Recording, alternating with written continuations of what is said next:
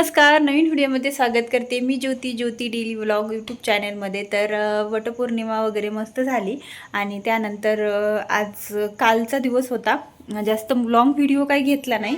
आणि मला आज ब्लाऊज जे शिवायचे आहेत ते शिवायचे आहेत. 5 ब्लाऊज कटिंग करून शिवायचे आहेत. म्हणजे मी कटिंग वगैरे करून नव्हतं ठेवलं, कारण परवा वटपौर्णिमा झाली आणि काल मला जे पहिले काही कटिंग करून राहिलेले ब्लाऊज होते ते शिवायचे होते, ते शिवले.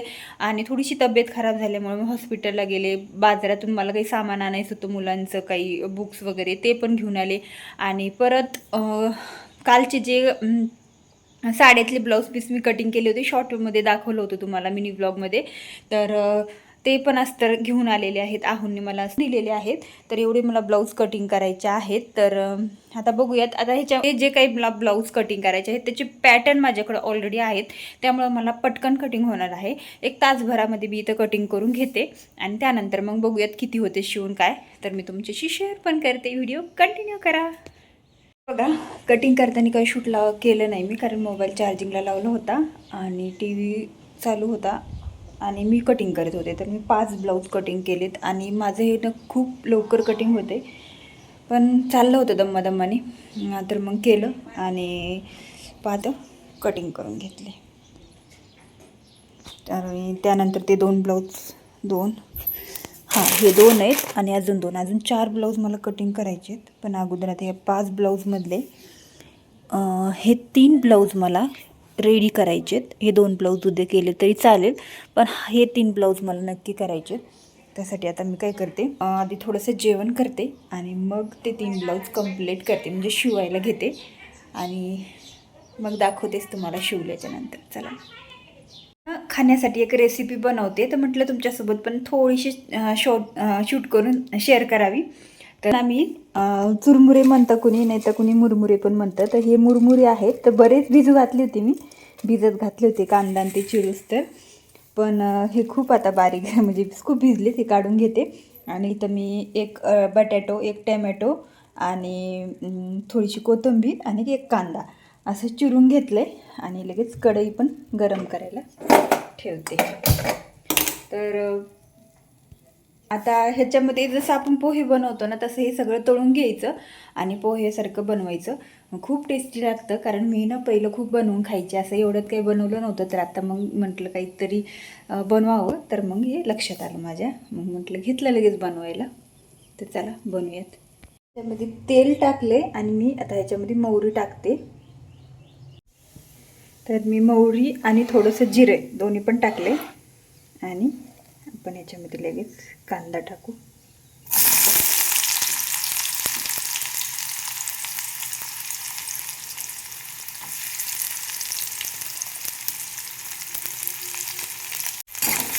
कांदा थोडासा तळून घ्यायचा आहे हलका, आणि त्यामध्ये लगेच मग टॅमॅटो आणि बटाटे पण टाकून घ्यायचे. थोडंसं मीठ टाकून छान असं सगळ्या भाज्या कांद्यामध्ये म्हणजे शिजून घ्यायच्या. जे काही आपण हे टॅमॅटो, बटाटो आणि कांदा टाकणार आहोत ना, तर ते छान असं तळून घ्यायचं याच्यामध्ये. तर बघा, मी आता टॅमॅटो टाकलं आहे, आता मी बटाटो पण टाकते, घेतले आणि मग टाकते.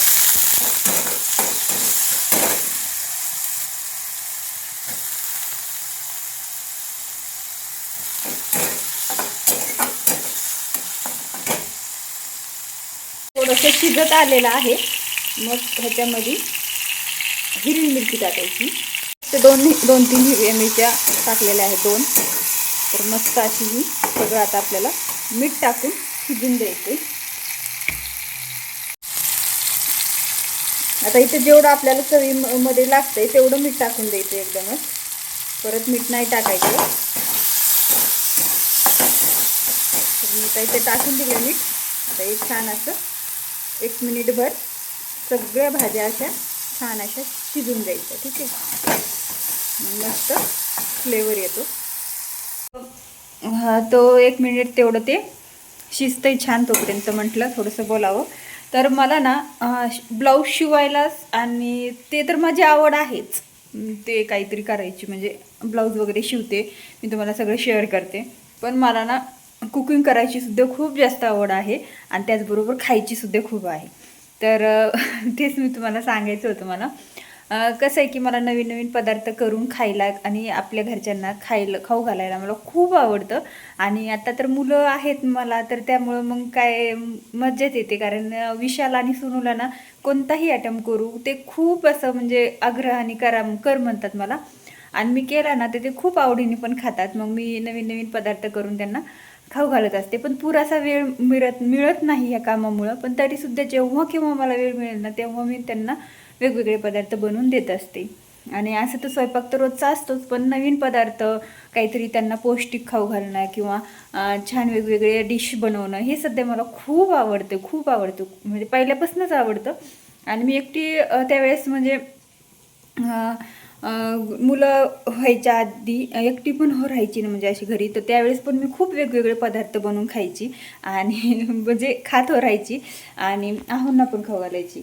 आणि आता मुलं तर झाले तर आता तर मज्जाच येते. कारण मुलांचे चेहऱ्यावरची जी स्माईल असते ना बघण्यासाठी आपल्याला खूप भारी वाटतं. कारण त्यांना काही बनवून दिलं ना तरी ते इतकं आवडीने आपण मम्माने बनवून दिलं असं म्हणून खातात. आणि ते थोडंसं बनवताना ना थोडंसं त्यांच्या आवडीनुसार बनवायचं, थोडंसं हटके बनवायचं, म्हणजे कसं मुलं पण खातात. तर चला आता हे बोलत बोलत आपल्या हे सगळ्या भाज्या छान शिजल्यात. आता ह्याच्यामध्ये बाकीचे आपण मसाले टाकून घेऊ. तर मसाले बाकी काही नाही टाकायचे, फक्त हळद टाकायची. हळद तशी ही छान असते आरोग्याला आणि ही माझी घरचीच हळद बनवून घेतलेली आहे मी त्यामुळे. आणि हे छान असं मिक्स करून घ्यायचे. आधी थोडी कोथिंबीर टाकायची, नंतर पण काही टाकायची ठेवायची कोथिंबीर. ह्याच्यात पण काही मिक्स करून घ्यायची आणि छान असं अजून एक अर्धा मिनिट परतून घ्यायचे. आणि हे जे मुरमुरे आहेत आता एकदम सगळे सुट्टे सुट्टे झाले, त्यांना आपण छान अशी भिजून घेतले. पोहेसुद्धा एवढे सुट्टे होत नाहीत बघा, मुरमुरे किती सुट्टे सुट्टे होतात. आता बघा मी एकटीच आहे खायला त्यामुळे मला पुरून जातील आणि उरले तरी मग मुलं आल्यावर खातील. तर एक मिनिट थोड्या वेळात मी आता हे सगळं टाकून घेते आणि मग हलवते. मला एका हाताने हलवून घेतले आणि तर मी हलवून घेते. आता खूप मस्त टेक्स्चर येते आणि कलरसुद्धा इतका भारी वाटतोय. आपण आपले जे पोहे असते तर नेहमीचे त्यापेक्षा सुद्धा हे टेस्टी लागते बरं, खूप टेस्टी लागते. तर मस्त झाले.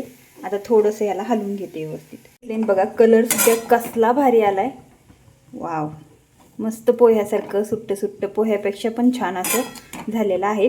आणि ह्याच्यामध्ये ना चाट मसाला असला ना तो थोडासा टाकायचा. आता माझ्याकडे नव्हता. चाट मसाला टाकला ना अजून टेस्टी आणि चटपटीत होतंय. तर आता मी घेते प्लेटमध्ये खायला काढून.